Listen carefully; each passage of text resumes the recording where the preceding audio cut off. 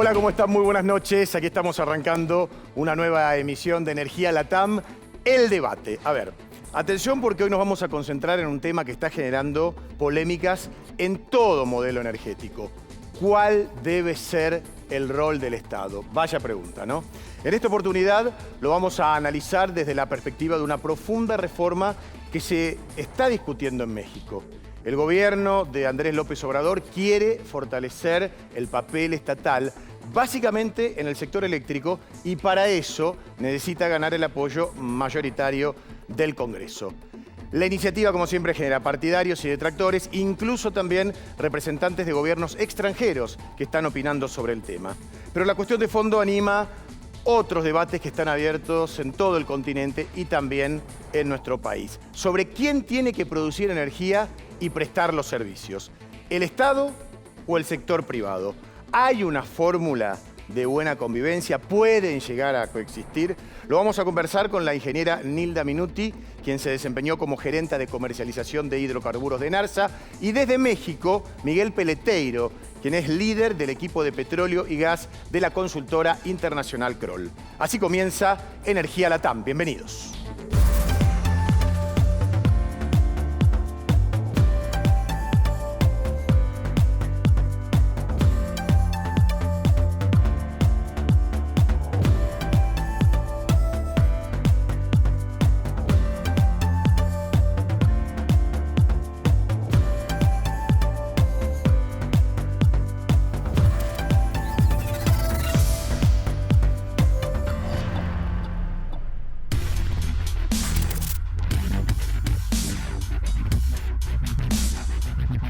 Ya quedó planteado el tema, ¿no? El rol del Estado, que sigue siendo materia de debate, hacia una matriz energética quizá más completa, más productiva. Recuerden ustedes que nos interesa saber su opinión. Nuestro WhatsApp 549 11 31 22 4168. Y ya mismo presento a nuestra especialista Cledis Candelaresi. Cledis, qué gusto tenerte como todos los domingos. ¿Cómo estás? Muy bien, muy bien. Gracias por lo de especialista, ¿eh? Porque bueno, es así. Es un título grande para los periodistas que hacemos apenas un abordaje superficial a todo. No, es humilde y sabes mucho. Y la gente aprende mucho, ¿eh? Como yo también desde aquí preguntando.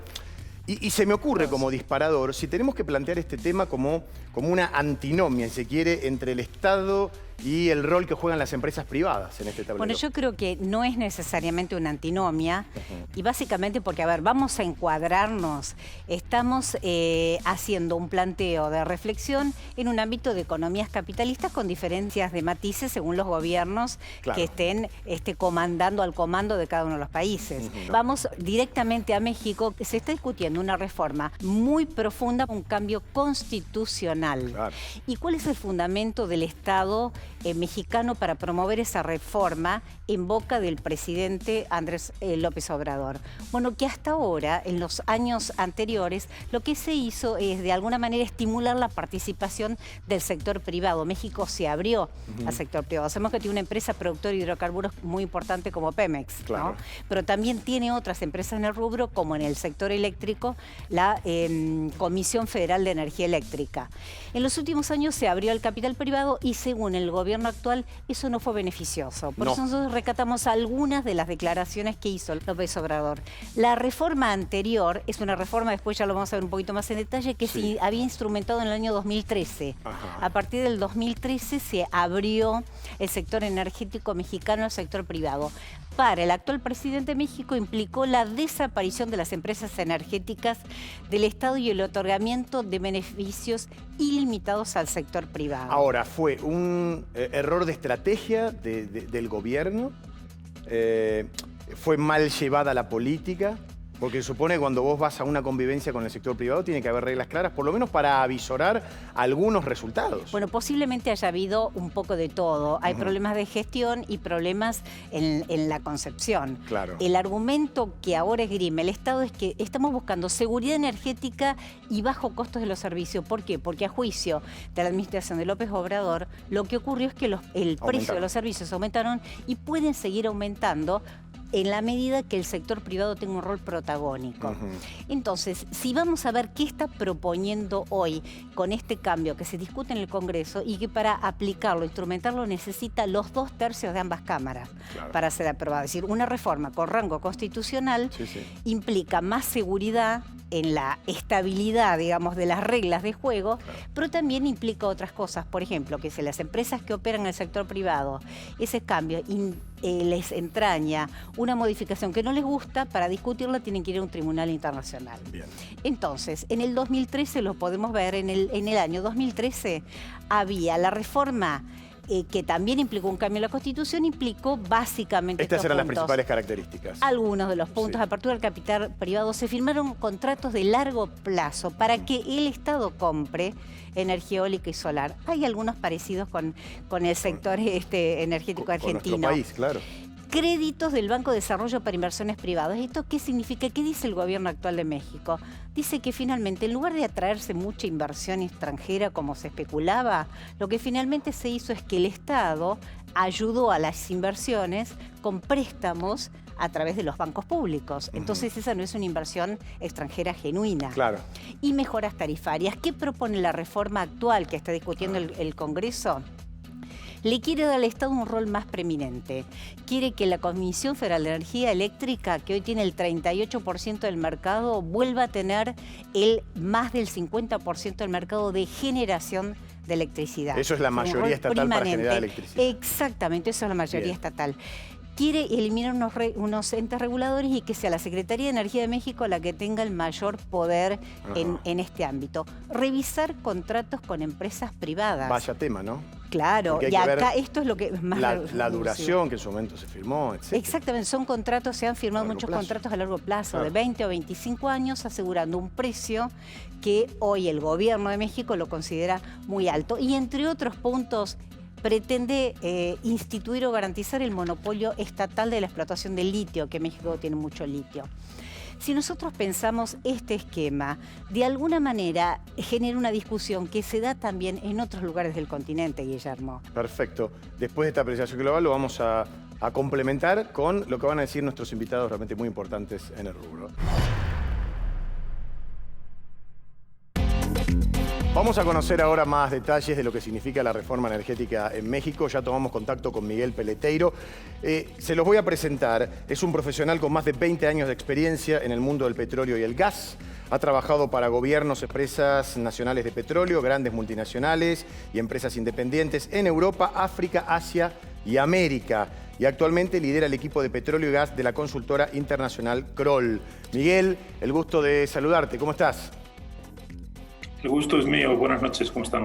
Bueno, la pregunta para ir de mayor a menor sería, ¿qué significado tiene esto que estamos hablando, que es la reforma energética, en tal caso para todos los participantes de la industria?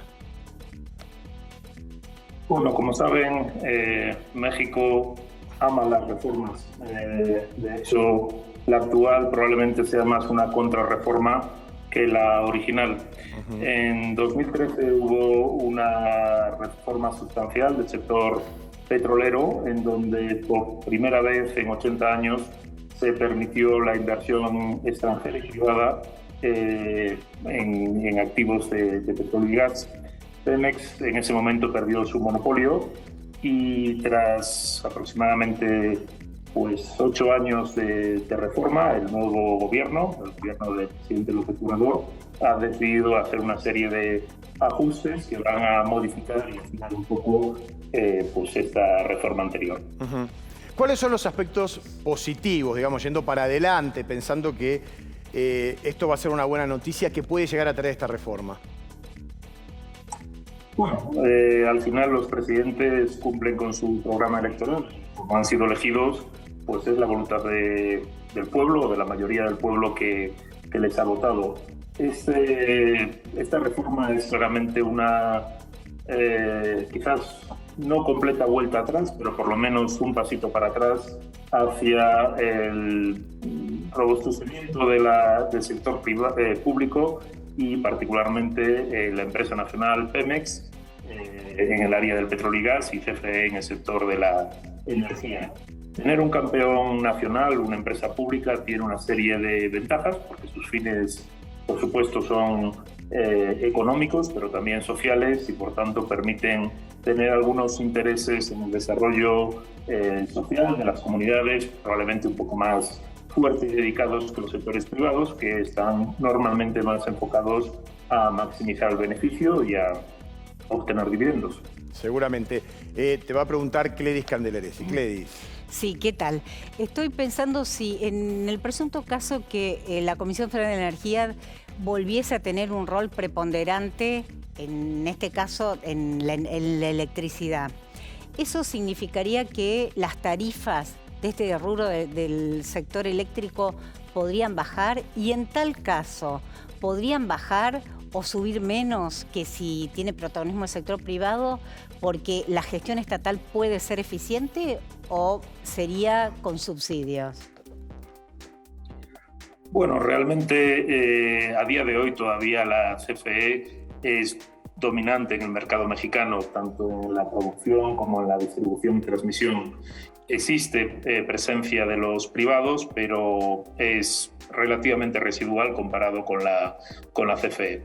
El quid de la cuestión, para responder a tu pregunta, no depende tanto de la eficiencia, que por supuesto también, pero sobre todo en el componente de la dieta de producción. Es decir, las centrales de generación de la CFE principalmente todavía están basados en hidrocarburos, en gas, desde hace unos años, y anteriormente en carbón y en fuel oil, en combustóleo. Por lo cual, digamos que depende de la evolución de las materias primas, más allá que de la pura eficiencia, aunque por supuesto hay un componente, especialmente en el área de transmisión, ya que existe bastante capacidad instalada en México, si bien es un país grande, al igual que la Argentina o en general los países del área latinoamericana, y transmitir desde el punto de generación hasta el punto de consumo suele haber enormes pérdidas e ineficiencias en ese área. Y, perdón, ¿no? Miguel, ¿cómo afectaría estas reformas a las energías renovables del país? Pues la realidad es que estas reformas están más focalizadas en reforzar a estos campeones nacionales que a impulsar la descarbonización o las energías renovables. Es decir, quizás se ha dado un paso hacia lateral, ya que principalmente aquellos jugadores que estaban enfocados en energías renovables eran los inversores privados, y con esta reforma se va a retrasar probablemente el desarrollo de nuevos proyectos. Pero perdón, pero ¿no podría el propio Estado, a través de la CFE o de alguna otra empresa pública, o creando una empresa pública, invertir en energías renovables? ¿Por qué está, digamos, orientado solamente el capital privado al desarrollo de renovables en México? Por supuesto, podría, y si me permitís la opinión, debería. O sea, al final el proceso de descarbonización es un hecho y es bueno para todos, básicamente para la naturaleza y para los usuarios. Si bien las capacidades instaladas, las cogeneradoras y los distintos centros de producción existentes ya en la cartera del CFE, pues son de producción más convencional, menos renovable, digamos así. Si bien hay un cierto swap en donde pues hace unos años se quemaba carbón y combustóleo, que es altamente contaminante, y desde hace ya un poco más de una década pues se quema principalmente gas, lo cual es un poco más amigable con el medio ambiente. Respondiendo a tu pregunta, ¿podría hacerlo la CFE o el Estado? Por supuesto, es una falta de recursos o de asignación de recursos y un deseo de mantener y, en cierta manera, optimizar la cartera ya preexistente, pero es algo en donde antes o después se necesita. Los privados, digamos, que acudían a las renovables porque a día de hoy pues ya no tiene sentido económico en muchos casos hacer las grandes centrales de ciclo combinado, etcétera, y son mucho más eficientes parques eólicos, solares o incluso temas alternativos de geotermia, marimotriz, etc. Lo que está pasando a nivel regional nos ayuda también a abrir los ojos para, de alguna manera, mirarnos hacia adentro y, en virtud de cómo le vaya a México, también poder imaginar qué puede pasar o cuál tiene que ser el recorrido de nuestro país. Así que ahora sí, muchas gracias por este contacto. Momento ahora en Energía Latam de darle la bienvenida a la ingeniera Nilda Minuti. Nilda, bienvenida, gracias por estar en nuestro programa. Gracias a ustedes por invitarme. No, por favor. La voy a presentar para toda la gente. Nilda es especialista de energía y gas natural en temas regulatorios, con 40 años de experiencia en el sector, ha trabajado en diversas empresas, YPF, Edenor, AES y en el Estado, en la Secretaría de Energía y en ENARSA. También trabajaste en el sector privado. A ver, la primera pregunta en base a lo que hemos escuchado en el programa con nuestro invitado. ¿Qué hemos aprendido en cuanto a la importancia que supuestamente tiene el rol del Estado en este momento en lo que hace a la energía en nuestro país? Bueno, es un poquito complicado porque nosotros tenemos en los papeles un sistema, digamos, energético que en la práctica no responde totalmente a lo que está en los papeles. Se ha ido adaptando a lo largo del tiempo. Hablemos del sector eléctrico, fundamentalmente. El sector eléctrico se ha ido adaptando, pasó de ser, digamos, segmentado allá en los 90, fundamentalmente en tres partes: la distribución, el transporte y la generación. Se pensó que el segmento de generación, que es lo que estamos hablando, digamos, de las inversiones en generación, iba a ser un segmento que debía ser competitivo. Y esto se iba a lograr a través de una suerte de eficiencia en las máquinas térmicas, que se fue dando efectivamente en los primeros años, en los 90, se dio esa situación. Había la intención, digamos, de contratar la generación con los grandes usuarios, la generación con los distribuidores y ir consiguiendo precios cada vez más baratos. A fines de los 90 aparecieron cambios tecnológicos importantes en el mundo, como los ciclos combinados. Argentina empezó a instalar ciclos combinados y siguió, digamos, una ola inversora. Al día de hoy, para que tengamos una idea, Argentina tiene un total de cerca de 500 y pico de generadores, todos privados en su mayoría. Está el Estado en la generación nuclear y está el Estado en las binacionales, y puede ser que, digamos, haya algunas empresas como las de Córdoba que también tienen participación en el Estado, pero fundamentalmente son privadas. Ahora bien, esa situación que fue concebida en un momento sirvió en tanto y en cuanto existió la convertibilidad. La convertibilidad era como una especie de maridaje entre las tarifas, los precios que existieron, que una vez que cayó esto, los precios se fueron, digamos, separando cada vez más. Del dólar 1 a 1, hoy tenemos 106, creo. Tenemos además una situación en la cual los precios de los combustibles en aquella época, digamos, en los 90 eran $17 el barril, hoy estamos 70, pero podemos ir por más. Es decir, que la situación es totalmente diferente de lo que hoy tenemos. Aparece una entidad como CAMESA, cuyo rol en una época fue pensado como para que fuera el que administrara, digamos, el mercado a través de contratos y a través de un mercado horario spot, y esa entidad llamada CAMESA, que es la compañía administradora del mercado mayorista, fue adquiriendo cada vez más roles.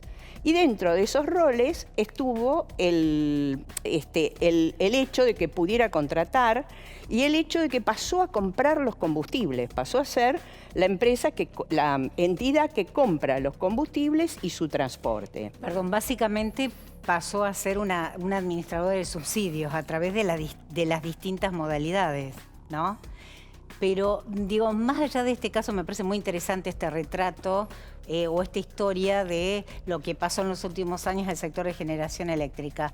Pero el Estado per se, según tu experiencia, ¿es un buen generador digamos, o productor de bienes energéticos, o es un buen, o puede ser un buen prestador de servicios en la Argentina, o eso debería estar reservado exclusivamente al sector privado? Depende de qué estamos hablando.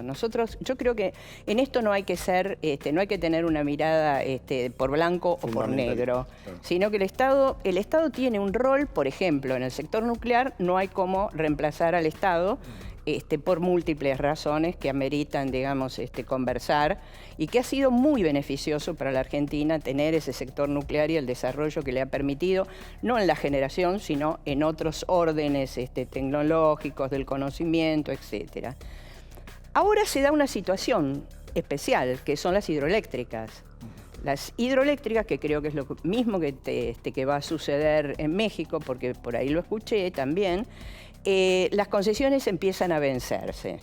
Y es una oportunidad probablemente para ver si se pueden mejorar, si se pueden eficientizar cada vez más de acuerdo a las épocas. Pensemos, el Chocón fue hecho en los 60 Claro. y estamos en el... Pero, perdón, Hilda, ¿qué es eficientizarlas? ¿Es que el Estado recupere la operación y el Estado invierta? ¿O es volver a concesionarlas? Porque normalmente, digamos, ha pasado eso, que se vuelven a licitar a lo mejor con otras reglas. No está claro. Yo no creo que esté claro a esta altura cuál va a ser el esquema que se va a adoptar. Lo cierto es que las centrales pueden eficientizarse en razón de que las tecnologías actuales, probablemente un nuevo análisis de cómo están, en qué situación están, primero, cómo están físicamente las centrales, dado el tiempo transcurrido, porque a nadie se le escapa, por más que las empresas privadas se hayan movido con toda la eficiencia, hay que mirarlas, digamos, hay que mirarlas con detalle. Algo me dice que si hay inversiones muy importantes que ejecutar, va a asistir el Estado, porque si no las empresas privadas aspirarían a altas tarifas. Claro. Yo lo que digo es que hoy día estas centrales están amortizadas. Hoy día tenemos cerca de 19.000 megavatios, el total son 42.000 megavatios la potencia, y tenemos 19.000 megavatios antiguos, amortizados, de los cuales las hidráulicas, si mal no me acuerdo, son como 8.000. Son consideradas renovables, obviamente, es energía renovable. Para nosotros es muy importante la participación. El Estado fue inversor principal en las hidroeléctricas, porque luego de que el Estado desapareció, si bien es cierto que se terminó, por ejemplo, Pichipicunleufú, hubo completamiento de centrales, básicamente no hubo grandes centrales que se hicieron. La excepción puede ser Caracoles, pero no hubo grandes centrales. Es decir, el Estado invierte y después el privado opera y hace su negocio. Es un esquema. La participación de privados entre los múltiples contratos que hay muchos esquemas posibles. Lo cierto es que durante el tiempo en donde los privados participaron de la hidroelectricidad, los ingresos derivados de esas centrales no fueron a parar a más centrales hidroeléctricas, fueron a parar a otros proyectos que el privado consideraba que por ahí eran más adecuados o más rentables, y en ese sentido no hubo un recupero hacia la propia actividad. Ahora, ¿tiene que ser o puede ser y? Digo, ¿hay ejemplos de empresas estatales y privadas que estén funcionando bien? Brasil es un buen ejemplo. Brasil es un ejemplo en la cual hay empresas privadas. Brasil también privatizó, pero según de qué Estado estamos hablando. Hay empresas mixtas, digamos, con participación del Estado y participación accionaria, estamos hablando. Claro. En el caso, a propósito de eso, ¿no? YPF, ¿le sirve al Estado argentino tener una empresa de la envergadura de YPF que es con mayoría estatal? ¿Sirve como empresa testigo? ¿Sirve para controlar precios, para producir? ¿Sirve?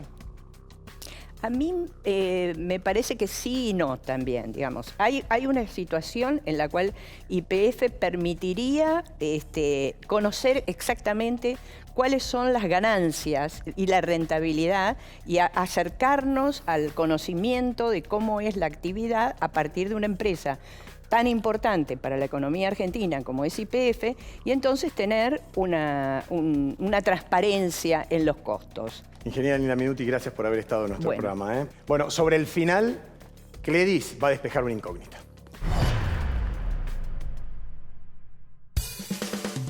Y la pregunta que vamos a plantearle a Cledis es, ¿qué piensa el gobierno de Neuquén sobre las empresas que han operado en su territorio, Cledis? Bueno, ¿qué piensa respecto a cómo han operado, por lo menos en último tiempo? Claro. En la etapa básicamente pandémica, bueno, Omar Gutiérrez, el gobernador de Neuquén, se deshace en elogios respecto a las empresas y como estamos viendo en nuestra placa, esta es una frase que él formuló expresamente en el día en la celebración por el Día del Petróleo, que fue el lunes 13 de diciembre. Sí. En el peor momento, refiriéndose al momento de pandemia y de alguna parálisis de la actividad, ni una empresa arrugó. Apoyaron, tiene bancaron. Concepto, claro, acá, pero me parece que lo más importante es la actitud o el mensaje de Omar Gutiérrez hacia el sector privado. Se deshizo en elogios en ese evento a las empresas privadas, inversoras en el corazón petrolero del país, en la provincia de Neuquén, y también derrochó elogios hacia un sindicalista de fuste que ahora dio un paso al costado, pero no del todo, como Pereira. Bien. La verdad, repartió flores, quiere quedar bien con todo el mundo y me parece lógico de un político que tiene la responsabilidad de administrar en un territorio donde la actividad es neurálgica. En un suelo tan rico. Bueno, nosotros le mandamos un saludo, ya que está, nos mandamos flores, todo. También al gobernador y a toda la gente de Neuquén. Bueno, ya sobre el final, queremos agradecerle a ID Makeup. Podés encontrar sus productos en idmakeup.com. Muchas gracias una vez más por habernos acompañado. Si esto les gustó, estaremos el próximo domingo, una vez más, a la medianoche. ¡Chau!